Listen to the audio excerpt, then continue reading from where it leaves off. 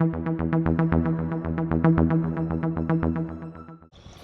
everybody, this is Perch, and this is just a quick little comment on some of the news going on right now. And this is where I want to talk about the what's going on and why a lot of the noise and the drama and the other stuff around it maybe doesn't matter terribly. So this isn't strictly related to comics, but I think there is a comic connection you'll see as we go. So basically, HBO Max, Warner Media, is announcing that there's a Harry Potter series in development intended for HBO Max. And if you think about it, it makes complete sense on all the different levels. You have Disney Plus, which has a variety of Marvel content, Star Wars content, kid content. And even though Harry Potter has been embraced by millennials who are now older, who started as kids, but now they're grown-ups, and they continue to want to live in that wizarding world, the majority of the money and the attention and the growth is with kids. Kids like Harry Potter. Harry Potter continues to do well. In 2020, we saw the biggest sales of Harry Potter books and related material since the books initially came out, which indicates that rather than just dropping off over time, the brand and the franchise is doing quite well. Universal Studios, and none of us are going to theme parks right now, but the Harry Potter world and that whole Harry Potter environment is hugely successful. That ride has a lot of attention, and there are people who go and get their wand and get their robes and everything else. It's a very big deal. So for HBO Max, this makes entire sense. They're trying to get this streaming service up off the ground. They need a couple franchise tentpole things to do it. And they've got DC, and they've gotten that entire universe, and this is the comic connection, everything that goes into really building out the DCEU. You've got the Zack Snyder cut. You have renewed seasons of Titans and Doom Patrol. You're going to continue to see a lot of stuff geared toward that platform where DC is concerned. In fact, I think you could argue that the lifeblood and the center of the universe for DC is going to transform from the comics and that line over to HBO Max and those shows there. That will be the center of gravity. By the way, I am led to understand there's a fairly big announcement coming out where the comics and HBO Max are concerned, where subscribers are going to get some digital access. I hear that's imminent, and I think that will be an important tipping point in terms of what HBO and what Warner Media and what DC is doing over there. So the idea that we're going to bring Harry Potter into that franchise as well, of course, makes complete sense. It is a very well-known brand. It's one that maybe skews younger. It's one that can compete against Disney very easily, and especially if it's something that is going to be Harry Potter based or in that core kind of Harry Potter world, as opposed to the prequels, the Fantastic Beasts and all that stuff that didn't do as well. All this stuff makes sense. And as you think about them gearing up to do more Game of Thrones content for the older audience and everything else, I mean, HBO and HBO Max is clearly showing us how they intend to play, and they intend to play pretty aggressively in this space. Harry Potter will be a big deal for them.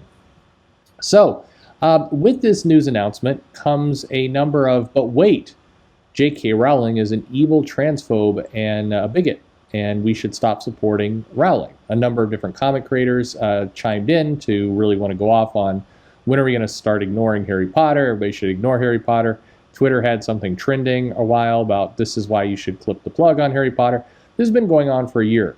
Now, the thing is, I'm not going to weigh in. If you are a transsexual, and J.K. Rowling's statements very much taking a stance against it.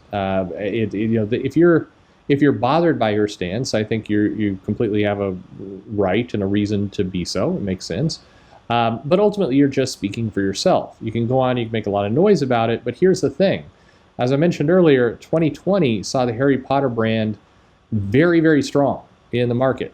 So whether it's, the comments are transphobic or not, it really doesn't matter. So you get articles like Comics Beat, which is reporting on the news, saying that J.K. Rowling is very protective of her franchise. It is in her contract. You can be safe bet that whatever does appear on HBO Max is going to have her involvement in it. She's made it extremely clear she's not stepping away from the franchise, and why would she? She's very rich from it, and her control over it is part of what has made the Harry Potter world, I think the brand work, because she has been protective of it. She's prevented, in some cases, the going to the well too quickly with that and really exposing the brand and doing too much with it by exerting some control over it, she's managed to maintain its specialness, and that's a big deal from a financial standpoint.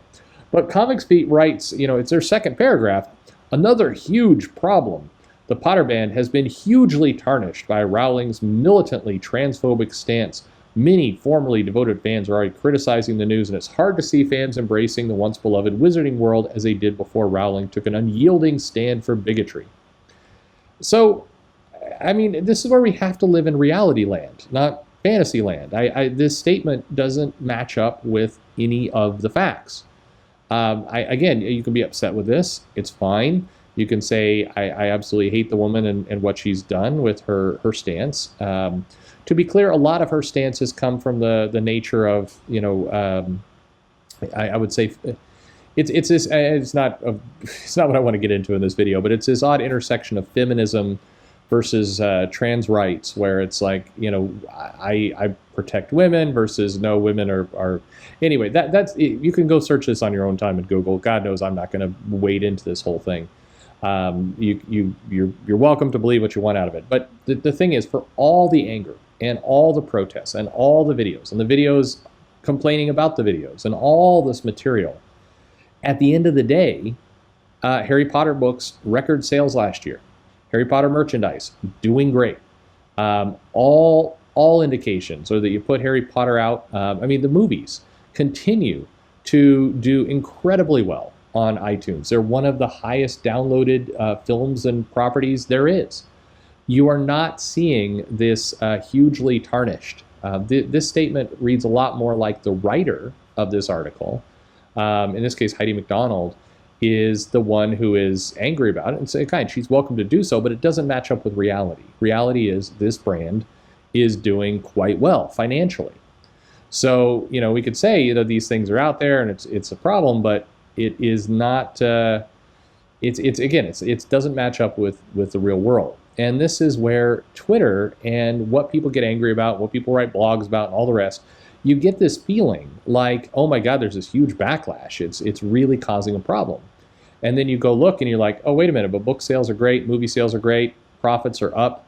All of this, it's hard to see fans embracing the once beloved wizarding world as they did before Rowling took an unyielding stand for bigotry. Yeah, they're still embracing it. I'm sorry. It doesn't mean what she did was right or wrong. That's up to you as an individual to decide. But in the real world, not Twitterland, people are still buying this stuff like crazy. And it feels to me a little bit like these articles and these things get written in the hopes that they can kind of convince everyone that there is a problem, and then people will stop buying. It's this kind of sneaky way of saying, no, there's a huge issue here. There's a huge, do you realize what a huge issue this is? But it's not. It doesn't come across that way. There's some people very upset with this. Like I said, that's your business, and you're completely justified to be upset with it if you want to be. But your personal irritation does not match the rest of the world. So at the end of the day, Harry Potter coming to HBO Max is a good thing for HBO Max. It's going to bring subscribers. It's going to bring people who are interested in that stuff. Lego has continued to sell Harry Potter sets to huge success. Again, in 2020, with a lot of parents now stuck at home with their kids, Lego has had a massive boom of sales. And Harry Potter, along with their Mario line, has been the big winner for Lego over the last year. They sell that stuff like mad. They cannot keep it in stock. And so it goes to say that this success is going to likely translate over to HBO Max. A stronger HBO Max is good news for Warner Media in general. It is a good news for DC Comics in the sense that if that platform gets more sustainable, more buys, more money, then everybody's job gets a little bit more secure. It makes things a little bit more likely that they will survive. HBO Max cannot survive on DC alone as its tentpole. So having Harry Potter in there, having some other properties, they're bringing subscribers. That all that means is it's competing as a viable streaming service against Netflix and others. But for DC, this is good news. For the people worried or claiming that this is it's going to create a huge backlash, there is no backlash. There is some on Twitter. Things trend, but it is not translating to dollars. So I mean, what is it? It's the Dumbledore quote. The truth is better than lies. I mean, yeah, that's. I'm just saying. Again, none of this is saying that if you are frustrated by JK Rowling and her stance and you're upset, you perfectly have a right to be, and you can do what you want. But we do have to live in reality town. And reality town is this is a big deal for HBO Max and for the properties within it. But what about you? Are you a Harry Potter fan? Are you going to buy in and start watching because of this? Would this be the nudge that would get you to subscribe? Would this be something that would get you to cancel the service? Are you one of those people who say, you know what, I refuse to have a single dime go to Rowling after what she said, and I want out? So how do you feel? Let's say you're a huge DC fan, you love that content, but you absolutely hate Rowling for what she said. What do you do? Let me know in the comments below. Like and subscribe, send me an email, or follow me on social media. You can find those links in the description. And thanks for listening.